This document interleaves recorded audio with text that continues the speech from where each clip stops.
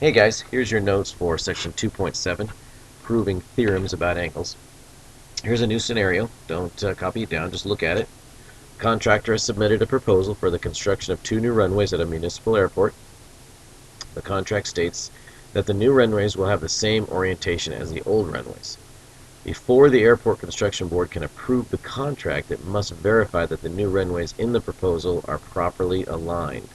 The proposal contains a construction diagram which specifies that the measure of angle 2 equals the measure of angle 3.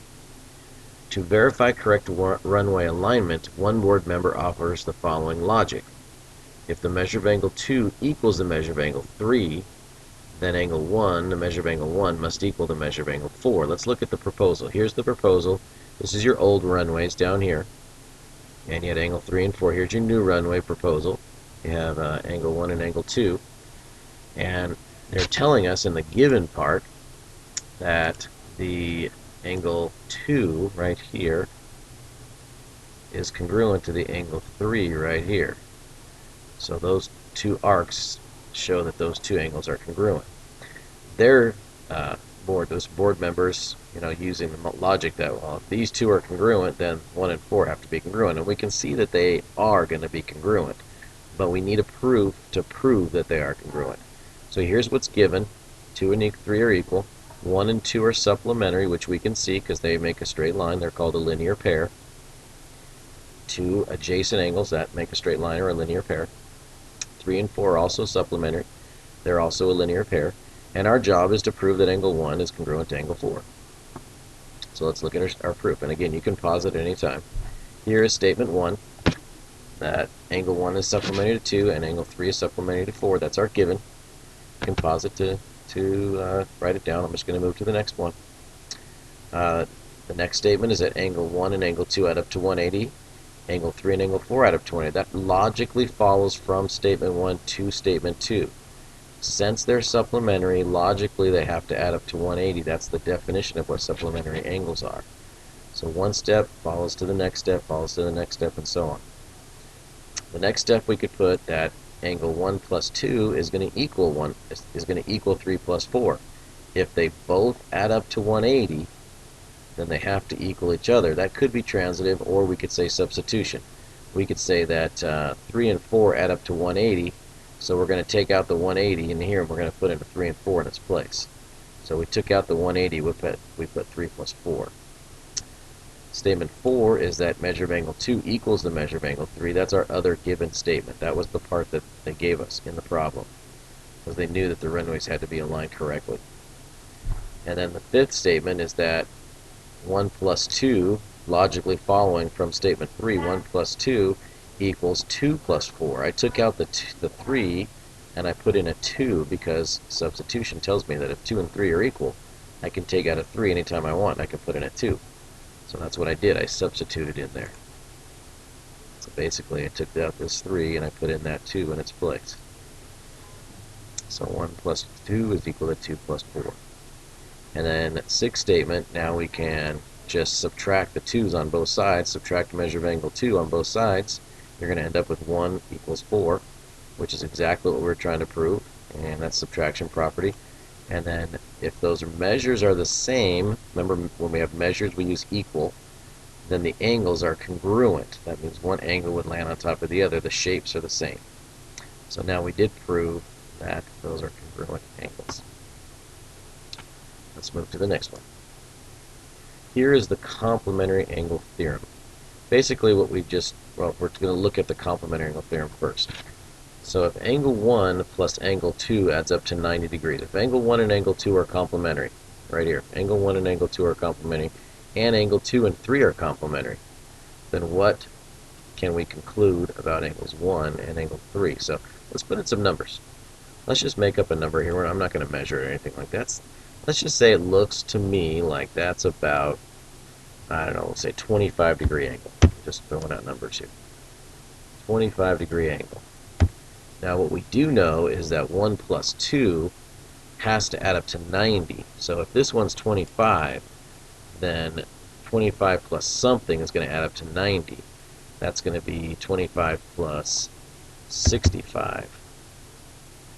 That means that angle 2 would have to be 65 degrees. If you add 25 plus 65 together, you're going to get 90 degrees. Now, it says angle 2 plus angle 3 also, also adds up to 90 degrees. 2 plus 3 adds up to 90. So if 2 is 65, we've got to find something that's going to make 65 add up to 90. And that's going to be our 25 degree angle again. So what does that mean we can say about angles 1 and angle 3? It means that they are congruent. Angle 1 and angle 3 must be congruent. Must be, no other choice. That's called the complementary angles theorem, or the congruent complements theorem. And it makes sense because they both have to make number 2 add up to 90. So if they both have to make a 65 degree angle add up to 90, then they both have to be 25 degrees. So that's the congruent angle theorem. And what is this? Here's a little word problem. Actually, read it. The supplement of an angle is 3 times the complement of an angle. What is the measure of the angle? Pause it, see if you can figure it out. And then I'll come back on and see if you got it right. So give it a pause. All right, here's how we would write it down. The supplement of an angle means 180 minus x is our supplement of an angle, because it's 180 minus whatever the angle is would be our supplement. Is our equal sign. 3 times the complement of the angle, which would be 90 minus x. So I'm just reading straight across, and that's what I would come up with. 180 minus x is the supplement, equals 3 times the complement. So let's go ahead and solve that. So 180 minus x equals 270 minus 3x. That's distributive property. Let's combine all our terms here. Let's subtract. Let's see. Let's add 3x to both sides. So that's going to be a 2x over here. And let's subtract 180. So that's going to be a 90 on that side. So 2x equals 90. That means x has to be 45. Now let's see if that works.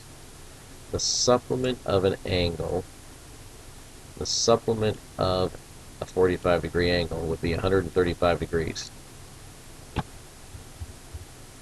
135 would make this add up to 180.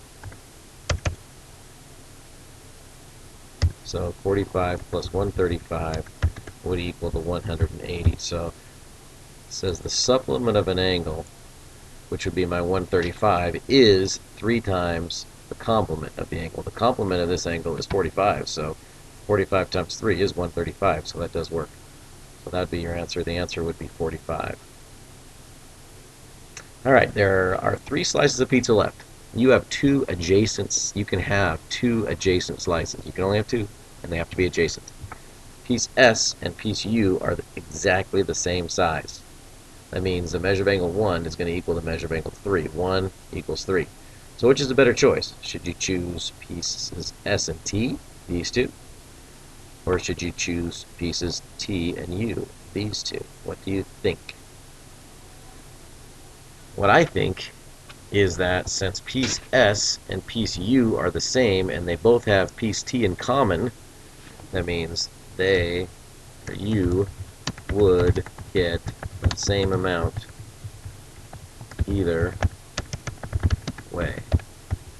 So whether you chose piece S and T or whether you chose piece T and U, you're going to get the same amount either way. This right here is called the overlapping angles.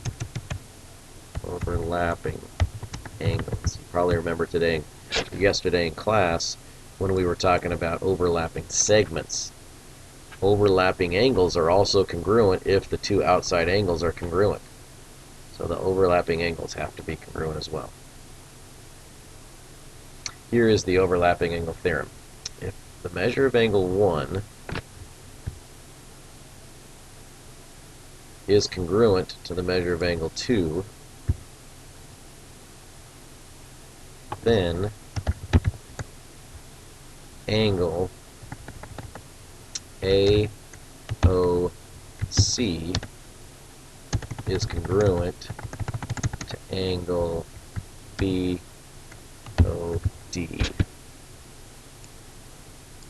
Fill all that stuff in. Measure of angle, or the angle AOC is congruent to angle BOD.